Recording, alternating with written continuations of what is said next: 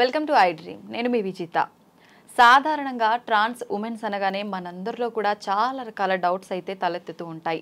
అసలు ఏంటి వాళ్ళ లైఫ్ స్టైల్ ఎలా ఉంటుంది, నిజంగా వాళ్ళ లైఫ్లో చాలా కాంప్లికేషన్స్ తలెత్తుతుంటాయి, వాళ్ళు చాలా సఫర్ అవుతుంటారని చెప్పి కొంతమంది చెప్తుంటే వింటుంటాం. నిజంగా ఎలాంటి కాంప్లికేషన్స్ వస్తాయి, ఆడవారితో సమానంగా మమ్మల్ని కూడా చూడాలి అని చెప్పి కొంతమంది మాట్లాడటం కూడా మనం వింటూ ఉంటాం. నిజంగా ఇద్దరి మధ్య వ్యత్యాసం ఏముండదా, ఇద్దరిని నిజంగా ఒకే రకంగా చూడాలా, అసలు ఎందుకు చూడాలి, ఇలాంటి ఆసక్తికర విషయాలన్నింటినీ మనతో పాటు మాట్లాడడం కోసం ఇప్పుడు ప్రస్తుతం నాతో పాటు ఉన్నారు ట్రాన్స్ ఉమెన్ చంద్రముఖి గారు. ఇప్పుడు తనతో మాట్లాడి మరిన్ని విషయాలు తెలుసుకుందాం. నమస్తే అండి. నమస్తే. ఎలా ఉన్నారు? బాగున్నాను. చాలా తగ్గిపోయినట్టుగా కనిపిస్తున్నారు. నాకు డైట్ చేస్తున్నా.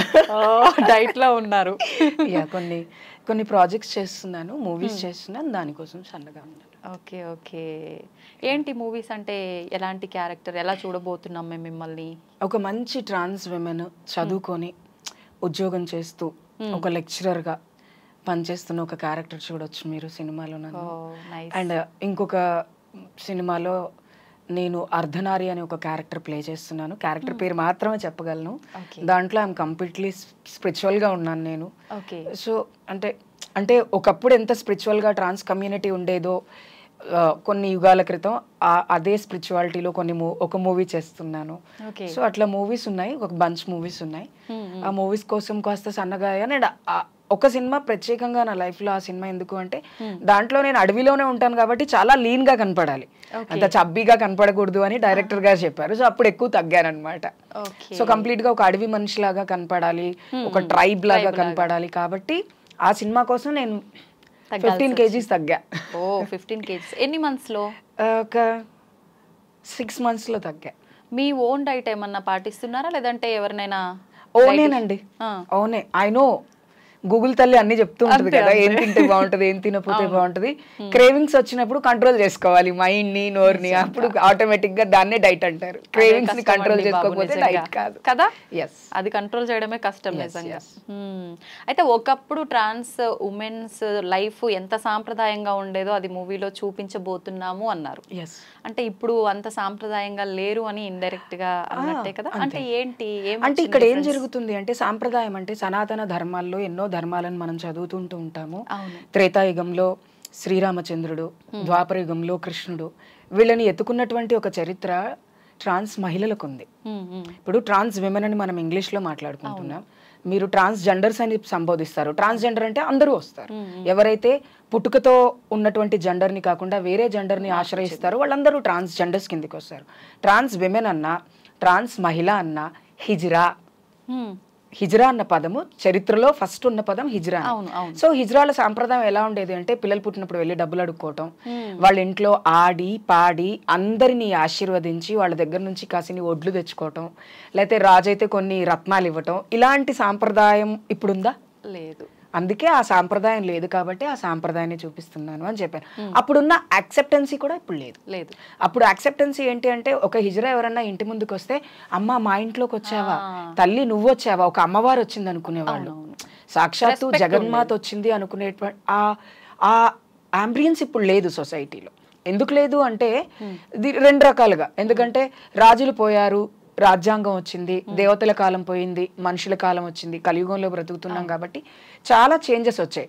కానీ కలియుగంలోకి వచ్చేటప్పటికి బ్రిటిష్ పాలన వల్ల హిజ్రా కమ్యూనిటీ వాళ్ళు ఎప్పుడైతే బ్రిటిషర్స్ మన ఇండియాని పాలించడానికి వచ్చారో, మన హైదరాబాద్కి వచ్చినప్పుడు మన నిజాం సర్కార్ గారు ఎవరైతే ఉన్నారో, నైజాం పాలనలో కిచెన్లో మంచి షఫుల్గా ఉన్నారు. అండ్ రాజదర్బారంలో పాడేవాళ్ళు ఉన్నారు, ఆడేవాళ్ళు ఉన్నారు, నర్తకి మనులు, చాలా రకాల పొజిషన్స్ వాళ్ళకి ఇచ్చారు. ఎవరు?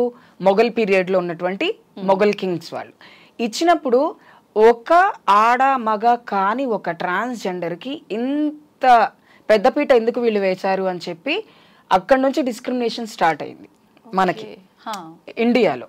డిస్క్రిమినేషన్ స్టార్ట్ అయ్యి దీంట్లో అన్ని రకాలుగా రాజులు వాడుకున్నారు ట్రాన్స్ విమెన్స్ని, హిజ్రా కల్చర్ని.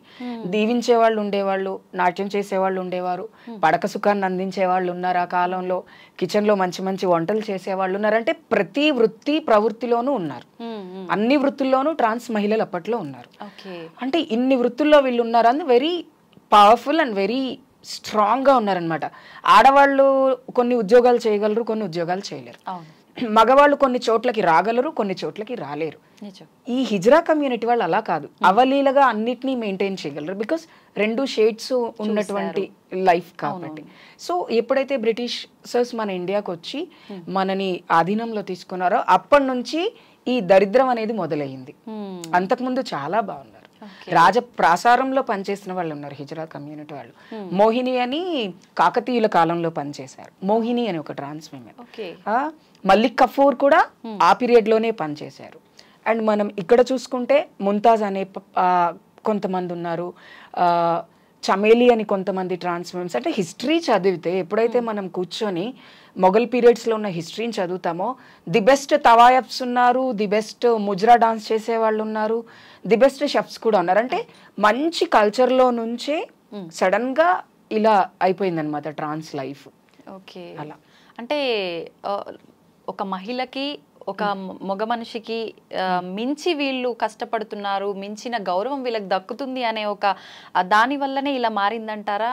అంటే ట్రాన్స్ జెండర్స్ వాళ్ళు చేసే కొన్ని పనుల వల్ల మార్పు జరిగింది, అది కరెక్ట్ కాదు? ఆడవాళ్ళు తప్పులు చేస్తున్నారు, మగవాళ్ళు తప్పులు చేస్తున్నారు. హిజ్రాలు, ట్రాన్స్ మహిళలు, తప్పు చేయని మనిషి ఎవరైనా ఉన్నారు భూమి మీద అంటే నేను అసలు ఎవరూ లేరు అని చెప్పి అందరూ తప్పు, ఏదో ఒక తెలియని తప్పు చేస్తారు. ఈ తప్పు ముసుగులో ఏం జరుగుతుందంటే ఎస్పెషల్గా హిజ్రాల గురించి, ట్రాన్స్ మహిళల గురించి మాట్లాడుకుంటే వీళ్ళు సెక్స్ వర్క్ చేస్తారు. భూమి మీద కేవలం ట్రాన్స్ మహిళలు మాత్రమే సెక్స్ చేస్తున్నారా? మహిళలు చేయట్లేదా? పురుషులు చేయట్లేదా? అన్ని జెండర్స్ చేస్తున్నారు. ఆ కాలంలోనూ ఏ కాలంలోనూ ప్రతి యుగంలోనూ ఇది ఉంది. ఈ పడుపు వృత్తి అనేది సమాజంలో అన్ని రకాలుగా ఉంది. స్త్రీ మోహించిన పురుషుడు ఆ స్త్రీ దగ్గరికి రాకపోతే ఆ పురుషుని దండించిన స్త్రీలను కూడా మనం చూసాం. అలాగే ఒక రాజు ఎవరినైనా కోరుకుంటే వెళ్ళకపోతే ఆ స్త్రీని ఇబ్బంది పెట్టేది మనం చూసాం. The same happen to the trans women's also. So కాబట్టి తప్పుల వల్ల కాదు, ఈ తప్పులు ఎప్పుడు చేయడం స్టార్ట్ చేశారు అంటే ఉపాధి లేకపోవడం వల్ల, సొసైటీలో గౌరవం తగ్గినప్పుడు, ఇలాంటివన్నీ జరిగినప్పుడే ఈ తప్పుదారి పట్టారు తప్ప గౌరవప్రదంగా బ్రతికిన రోజులు హిజ్రా కమ్యూనిటీ వాళ్ళు చాలా గౌరవంగానే బ్రతికారు. ఎప్పుడైతే గౌరవం మాట పక్కన పెట్టండి, లైవ్లీవుడ్ అనేది లేదు, బ్రతుకు తెరువు లేనప్పుడే కదా మనం తప్పుదారి పడతాం. ఆ తప్పుదారిలో కూడా మా వాళ్ళు 2 తప్పుదారులు. అది తప్పు అని కూడా నేను అనను. వృత్తి బ్రతకాలి అంటే తల్లిదండ్రులు వదిలేస్తారు, బయటకు వచ్చి వెనక్కి తిరిగి చూసుకుంటే ఎవరు ఉండరు. అడుక్కునైనా బ్రతకాలి, లేకపోతే పడుకునైనా బ్రతకాలి. ఈ 2 తప్ప ఉద్యోగం ఇవ్వడానికి ఎవరు ముందుకు రారు, ఉద్యోగం ఎవరు ఇవ్వరు. Due to the discrimination which was created by the other people who are not Hindus, who are not citizens of India. వేరే ఏదో దేశం వాళ్ళు వచ్చి మన దేశం మీద దండయాత్ర చేసినప్పుడు నాటినటువంటి విషపు బీజాల వల్లే ఇలా ఉన్నాం తప్ప లేకపోతే చాలా మంచి పొజిషన్లో ఉన్నారు హిజ్రాలు. మీరు నమ్ముతారా నమ్మరో, హిజ్రా కమ్యూనిటీలో డోలకు వాయిస్తారు. సాంప్రదాయం అది. వాళ్ళు వచ్చి డోలకు వాయించి గానా బజానా చేసి వాళ్ళ కాళ్ళకున్న పట్టగొలుసులు గజ్జలు కట్టుకొని డాన్స్ చేసి దేవుణ్ణి తలుచుకొని ఆ పిల్లల్ని ఎత్తుకొని ఆశీర్వాదం ఇచ్చి వెళ్తే నా పిల్లవాడు ఎప్పుడూ బాగుంటాడు అనేటువంటి ఒక సాంప్రదాయం ఉంది మన భారతదేశంలో. దానివల్లే కదా వాళ్ళు అంత గౌరవంగా బ్రతికారు. వాళ్ళు అడుక్కోవడానికి వెళ్ళలేదు, మా బాబు పుట్టాడు రండి, మా కూతురు కడుపుతోటి ఉంది రండి, ఆశీర్వాదం, మేము కొత్తిల్లు కట్టుకుంటున్నాం మీరు రండి, మేము పొలాల్లో నాట్లేస్తున్నాం ముందొచ్చి మీరు వేచెళ్ళండి, లేకపోతే కాసిని ఒడ్లు మీ చేతులతో ఇవ్వండి. ఇవన్నీ ఎందుకోసం చేస్తున్నాం? సొసైటీలో ఉన్న వాళ్ళందరూ బాగుండాలనే కదా. ఇప్పుడు మా ఆశీర్వాదం వల్ల మీరు బాగుంటారు అంటే మీరు బాగుండాలనే కోరుకుంటాం. మీరు మా ఆశీర్వాదం వల్ల మీరు ఇంకా బాగుంటారు అనుకుంటే అందుకే ఆశీర్వాదం అనేది ఇస్తున్నాం. లేకపోతే ఆశీర్వాదం ఇవ్వకపోతే మీరు డబ్బులు ఎలా ఇస్తారు? రోడ్డు మీద పోయేవాళ్ళు అందరూ ఆశీర్వదిస్తే అందరికీ డబ్బులు ఇస్తారా? ఇవ్వరు. ఓన్లీ హిజ్రాలో ఉన్నటువంటి హిజ్రా కమ్యూనిటీలో ఉన్నటువంటి హిజ్రాలు ఆశీర్వదిస్తేనే మీరు డబ్బులు తీసిస్తారు. ఆడవాళ్ళు ఆశీర్వదిస్తే డబ్బులు ఇస్తారా? లేదు. అట్లా ఈవెందుకు మనకు ఆశీర్వదిస్తుంది అనుకుంటారు. ఈ ఆశీర్వాదానికి ఉన్న గొప్పతనం అది. శ్రీరామచంద్రుడు అరణ్యవాసానికి వెళ్ళేటప్పుడు త్రేతాయుగంలో ఆయన యమునా నది తీరాన పశుపక్షాదులారా, అమ్మలారా, అయ్యలారా అంటే సకల జీవరాశులని ఆయన వెళ్ళిపోమని చెప్పాడు. ఆ సకలంలో కిన్నరులను మర్చిపోయారు, ట్రాన్స్ విమెన్స్ని. వాళ్ళ 14 సంవత్సరాల తర్వాత కూడా అక్కడే ఆయన ధ్యానం చేస్తూ ఉన్నారు. కాబట్టి ఆయన ఇచ్చిన బ్రహ్మవాక్కు, ఆ వాక్కు వల్లే హిజ్రా కమ్యూనిటీ వాళ్ళు ఈ కలియుగంలో బ్రతకగలుగుతున్నారు చాలా వరకు. దాన్ని మిస్యూజ్ చేస్తున్నారు. చేయట్లేదు అని నేను అన్నను, మిస్యూజ్ చేస్తున్నారు.